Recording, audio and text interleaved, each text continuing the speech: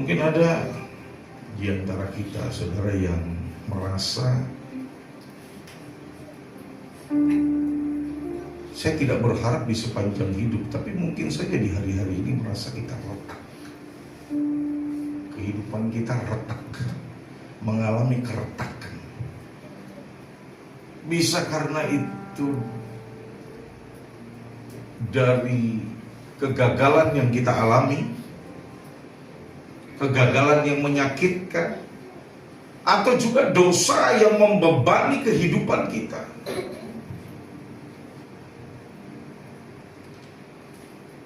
Atau karena luka hati yang belum sembuh.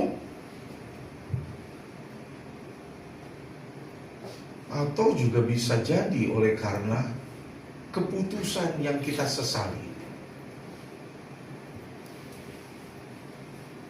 Dan percaya 1, 2, 3, atau 4 dari hal ini mungkin pernah Anda dan saya alami.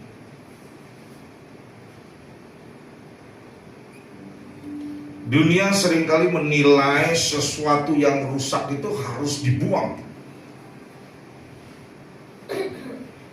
Yang tidak sempurna itu diabaikan saja karena dia tidak berharga, nggak punya nilai. Tetapi justru Tuhan itu mengambil sikap yang berbeda atas sikap dunia. Apa yang rusak, apa yang tidak sempurna itu tetap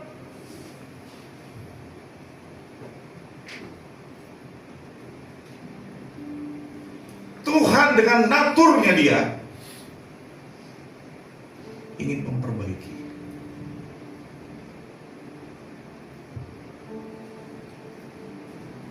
Mungkin dalam hal ini hubungan suami istri, anak dan orang tua mungkin juga bisa retak, saudara. Karena ada berbagai hal yang menjadi faktor penyebabnya. Yang hebatnya Tuhan itu tidak melihat retakan-retakan yang ada di dalam diri kita untuk menjadi sebuah alasan untuk dia membuang kita. Maka sudah sepatutnya, saudara, bahwa di antara kita, sekalipun mungkin ada retakan-retakan itu di dalam hubungan kita dengan pasangan hidup, di dalam hubungan kita dengan anak, kalau kita sebagai orang tua, atau orang tua kepada anaknya, kalau kita sebagai posisi orang tua. Sama seperti Tuhan, ketidaksempurnaan kita, keadaan kita yang mungkin dunia memandang tidak bernilai, tapi Tuhan tetap memandang Anda dan saya berharga di matanya. Amin. Maka ketika kita menghadapi situasi retakan-retakan yang terjadi, saudara, kita bawa itu sama Tuhan. Dan perlu diingat, jangan sampai ada retakan hubungan dengan Tuhan. Amin. Amin. Dia tidak melihat retakan itu sekali lagi sebagai sebuah alasan untuk membuang engkau. Justru ketika situasi itu, pada saat dia memperhatikannya ada retakan-retakan itu, justru dia memegang erat tangan kita. Dan dia gak pernah tinggalkan kita satu detik.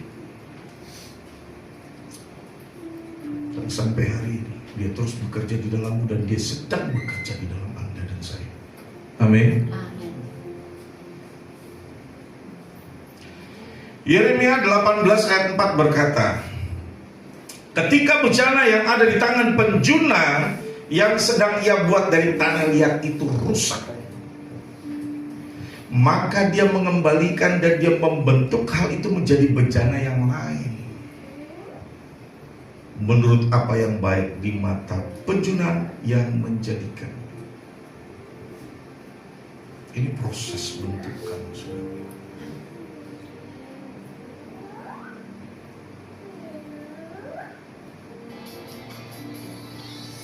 Sungguh saya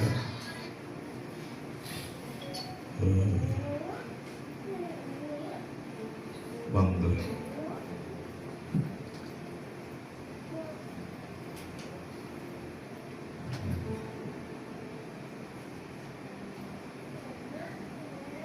Fahri dan Murni ketika mereka mendapatkan tantangan yang berat besar. Mereka tetap bisa beribadah. Mereka tetap datang mencari Tuhan. Dan itu gak dijadikan alasan untuk mereka menghindar dari Tuhan. Saya sebagai orang tua rohani mereka bangga, apalagi Tuhan pemilik hidup mereka. Kita mungkin bisa berkata Tuhan itu baik, Tuhan itu hebat. Pada waktu kita menerima hal-hal yang baik, kita mengalami peristiwa-peristiwa yang baik. Tapi bagaimana di saat kita sedang mendapatkan, di dalam perjalanan hidup kita ada tantangan, ada problem, ada masalah di sini. Ada sesuatu yang tidak baik bahkan buruk terjadi di situ. Masih nggak kita bisa bilang Tuhan itu baik, Tuhan itu hebat?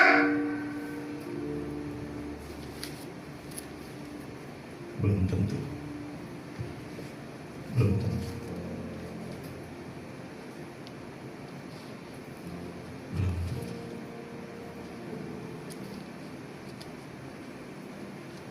Kita boleh belajar dari mereka. Dan kita boleh belajar dari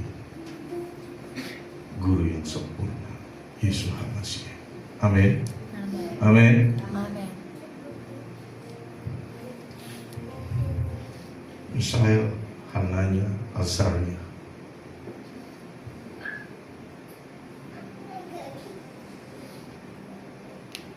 Mereka diperhadapkan dengan tantangan iman.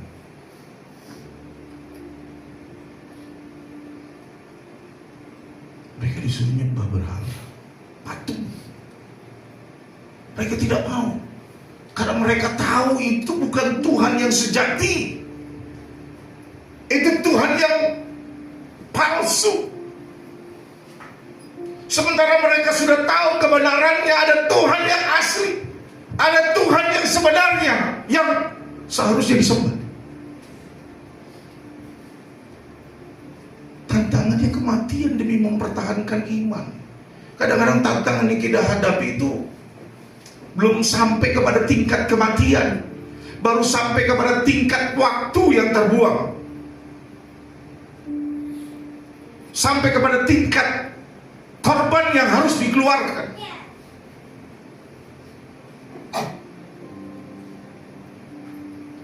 Tapi Misael, Hananya dan Azaria, pahlawan iman ini, dia berkata, kami tidak akan pernah menyembah patung itu. Kami tidak akan pernah menyembah.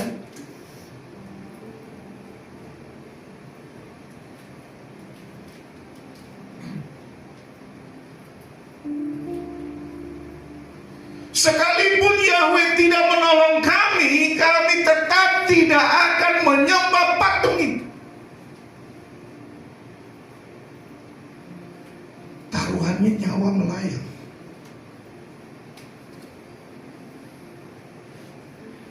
Tapi mereka tetap bertahan dalam iman. Masuk dapur perapian. Orang yang membawa terbakar hangus. Sementara mereka masuk ke dalam api. 3 orang, tapi di sana terlihat ada 4 orang. Itu adalah gambar hadirnya Tuhan di dalam kehidupan mereka. Tuhan gak pernah tinggalkan kita, saudara. Tapi sering kali kita yang mengabaikan Tuhan. Karena kita menganggap Tuhan itu nggak penting kalau dia tidak bersentuhan pada hidup kita.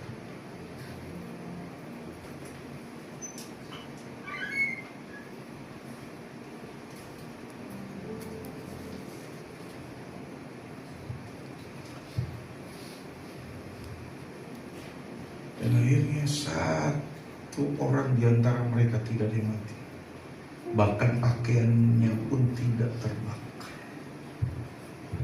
Kadang-kadang kita dibawa kepada situasi yang sulit oleh keadaan.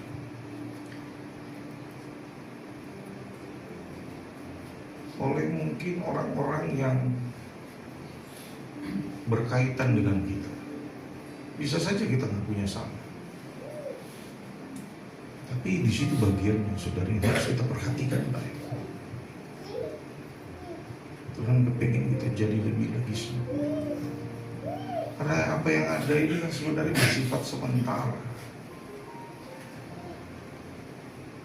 Tuhan lebih memperhatikan nilai daripada jumlah.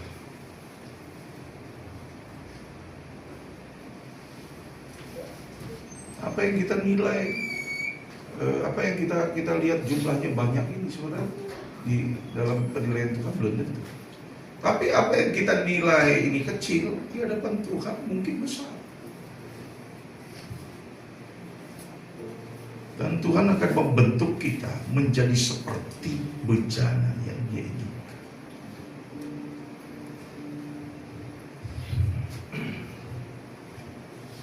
Ini bagian yang harus kita pahami. Yang pertama, kamu mungkin merasa retak. Retak oleh karena apa? Oleh karena kegagalan, kecewa, berduka, dan bahkan itu berlarut-larut, berkepanjangan. Oleh karena dosa yang dipelihara, bukan dibuang, tapi diternak malah.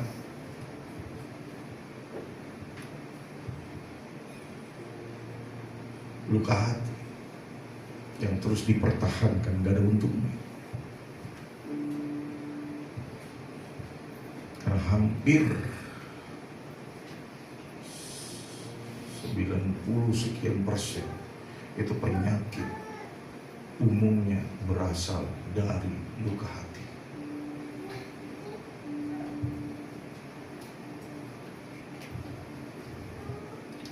Suatu ketika, saudara, saya ngalamin yang namanya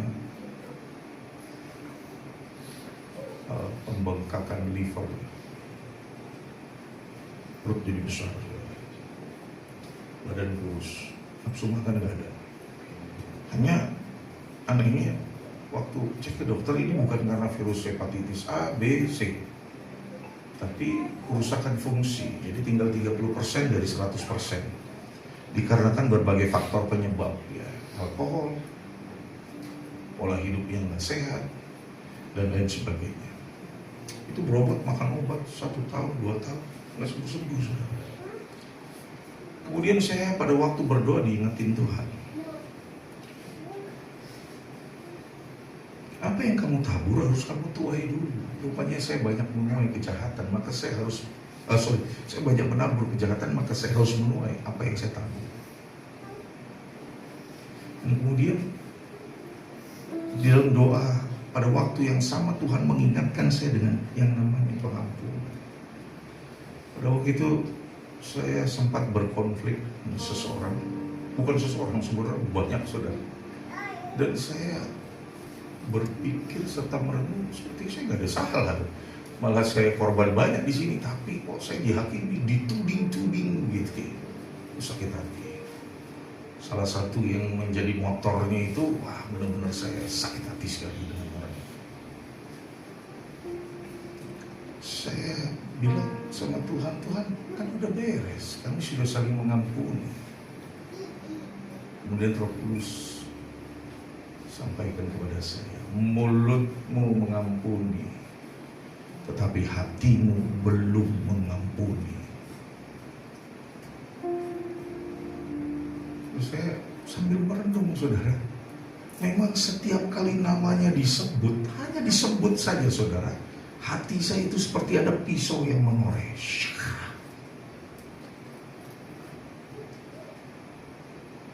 Dan setiap kali saya berjumpa dari jauh, saya lihat, wah itu orang, saya langsung berbalik arah. Jadi ternyata mulut mengampuni tetapi hati belum tentu. Dan ketika saya betul-betul menyadari, saudara, maka saya minta ampun sama Tuhan dan saya mendatangi orang itu dan saya minta ampun. Walaupun bukan saya yang salah. Tapi pada saat itu terjadi rekonsiliasi. Perasaan saya jadi plong, nggak ada lagi unek-unek. Dan yang luar biasanya, saudara, pembengkakan hatinya itu disembuhkan. Tiba-tiba saya jadi bisa makan enak lagi, tiba-tiba tidak ada lagi ganjalan di perut, tiba-tiba perut mengempes sendiri. Dan kemudian saya ke dokter, saya cek lagi, apa kata dokter? Oh ini liver Anda liver orang sehat, orang kaya. Artinya orang yang makmur. Perhatikan baik mengenai luka hati, jangan disimpan. Karena itu berdampak hal yang tidak baik bisa datang dalam hidup. Amin. Amin. Amin. Atau ada juga yang merasa ada satu keputusan yang salah diambil. Kadang-kadang kita pernah tuh gitu ngerasain, waduh salah, kenapa harus gue buat seperti ini? Ya, mungkin pernah kan? Pernah nggak gitu? Halo? Ada yang bersifat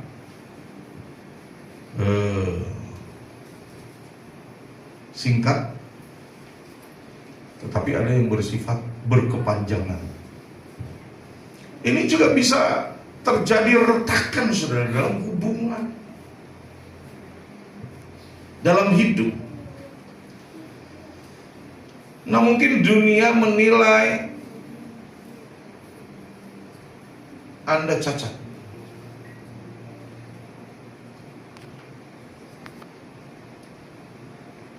Itu berarti Anda tidak berguna sehingga layak untuk dibuang. Tetapi sekali lagi, saudara, bahwa Tuhan tidak punya pandangan yang demikian. Maka sudah seharusnya atau menjadi sebuah tindakan yang wajib untuk kita lakukan supaya kita memperbaiki retakan-retakan yang ada dalam hubungan kita kepada anak, anak kepada orang tua, dalam hubungan kita kepada pasangan hidup, kalau kita suami kepada istri, kalau kita istri kepada suami. Karena nggak ada yang sempurna. Yang sempurna hanya Yesus Mesih. Amin. Amin. Dan yang kedua,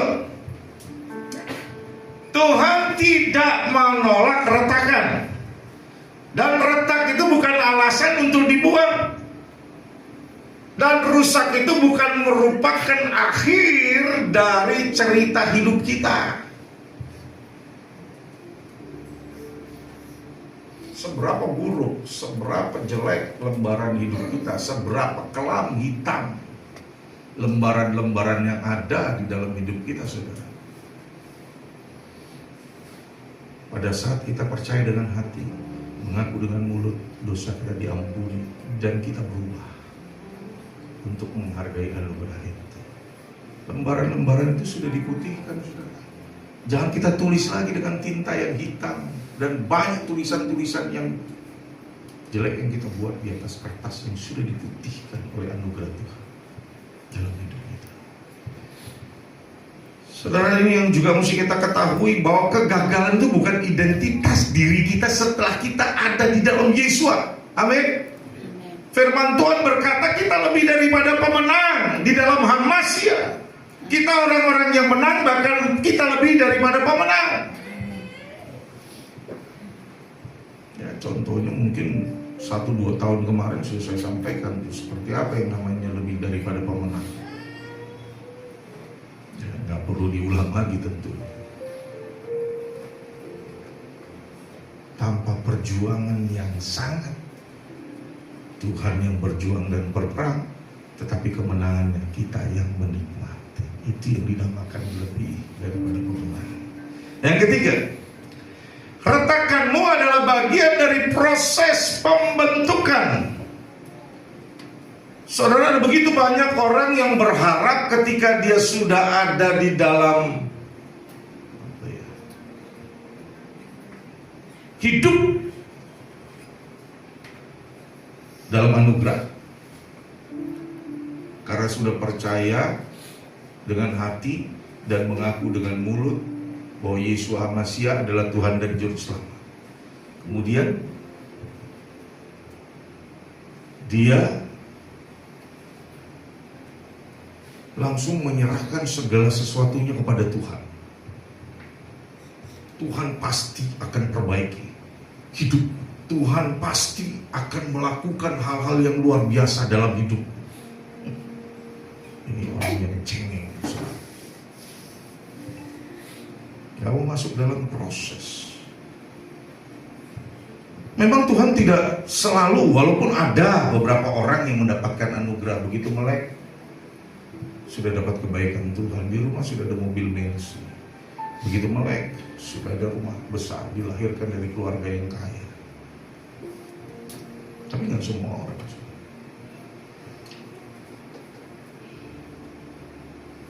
Dan yang kita mesti tahu, Dia sedang membentuk kita menjadi lebih indah dari sebelum kita mengenal Dia. Nggak enak waktu diproses itu, saudara. Tapi ketika jadi, betul-betul hidup kita ini memuliakan Tuhan. Hidup kita ini menjadi contoh, membawa kesaksian tentang Tuhan, bahkan tanpa kita berbicara. Mimbar ini, saudara, hanya menghasilkan pendengar, tetapi seseorang yang dirubahkan Tuhan dalam hidupnya akan menghasilkan murid. Ini rahasia, saudara, dari mimbar. Sementara orang yang jadi pendengar, tidak semua menjadi pelaku. Benar nggak? Halo? Nggak semua, saudara. Tetapi kalau murid, dia pasti melakukan seperti apa yang menjadi teladannya di atas. Maka saya mau katakan, mimbar hanya menghasilkan pendengar, tetapi kehidupan yang diubahkan Tuhan itu menghasilkan murid. Apalagi kalau dari latar belakang yang memang betul-betul hancur-hancuran, rusak. Ketika diubahkan, itu akan membawa dampak kesaksian hidup di dalam Tuhan ada padanya. Dan banyak orang yang ngikutin akhirnya, saudara. Jadi teladan. Retakan Anda bisa jadi justru itu jalan masuk anugerahnya.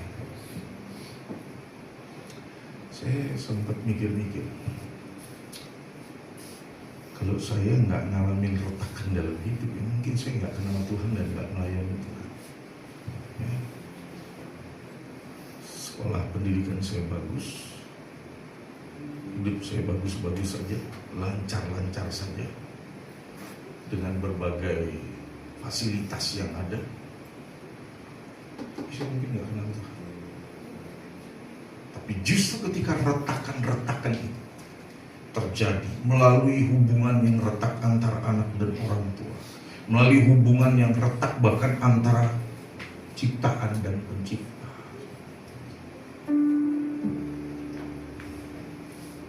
tapi justru itu jalan masuk.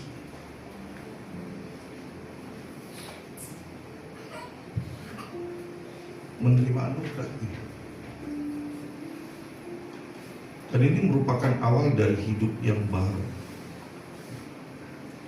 Seberapa banyak di antara kita yang percaya bahwa kita dipilih Tuhan? Angkat tangan. Amin. Enggak semua dipilih Tuhan ya berarti.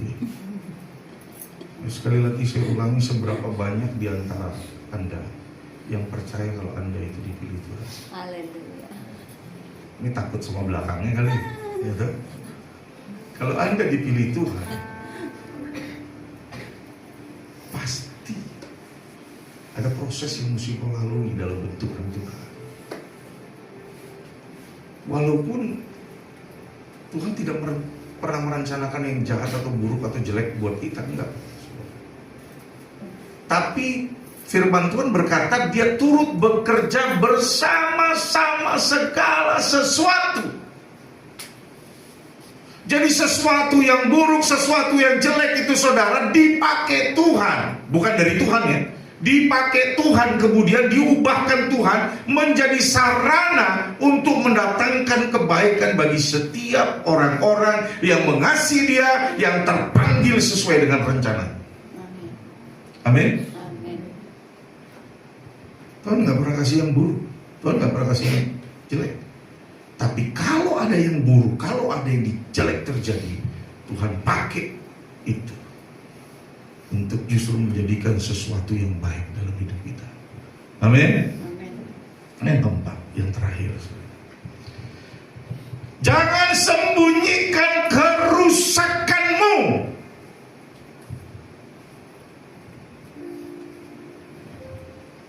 Ini problem utama, saudara.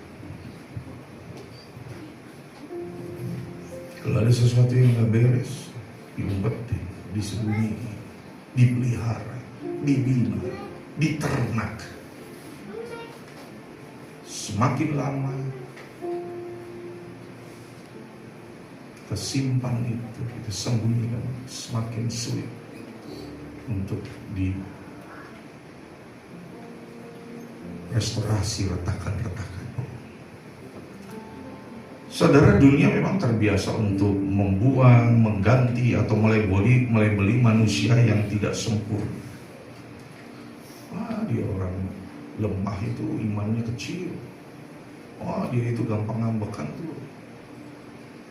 Gampang tersinggung, dengar orang ngomong, dengar firman, tersinggung, kamu lagi ibadah.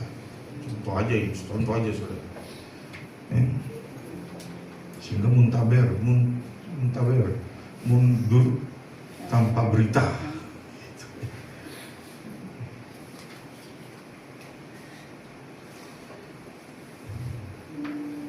Sehingga banyak orang akhirnya berpura-pura kuat. Oh, sepertinya kuat. Atau ada juga yang malah jadi takut datang kepada Tuhan. Ada yang pura-pura jadi kuat, ada yang takut datang sama Tuhan. Karena itu tadi, ngalami kegagalan, pelihara dosa, ya, nyimpen luka hati.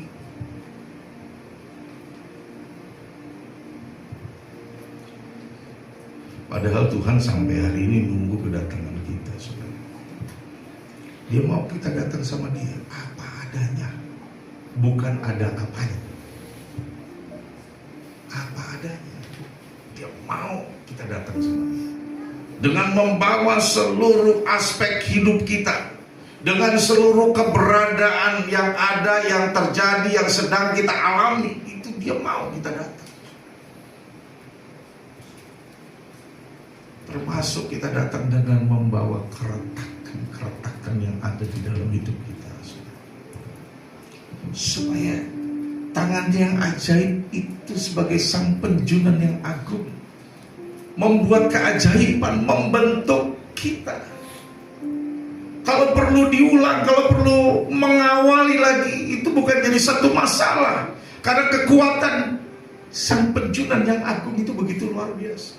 Dia bentuk bahkan kita mungkin menjadi satu bentuk yang baru, dengan tujuan supaya Dia dimuliakan di dalam kita. Amin. Amin. Ini ayat penutupnya, saudara. Namun sekarang Yahweh, Engkaulah Bapa kami. Kami adalah tanah liat dan Engkaulah penjunan kami. Dan kami semua adalah karya tangan-Mu.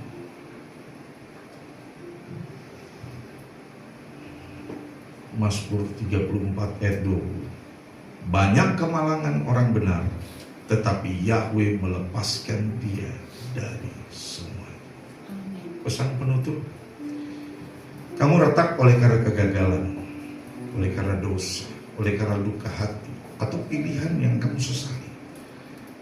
Saya mau bagi tahu kepada kita bahwa sesungguhnya Tuhan itu belum selesai. Walaupun kita menganggap kita sudah selesai, tapi Tuhan belum selesai. Dia lagi mau bentuk kau. Dan dia sedang membentukmu menjadi bejana yang indah di hadapan sesama manusia, dan terlebih di hadapan Tuhan. Amin. Bapak Yahweh di dalam Tuhan Yesus HaMashiach memberkati.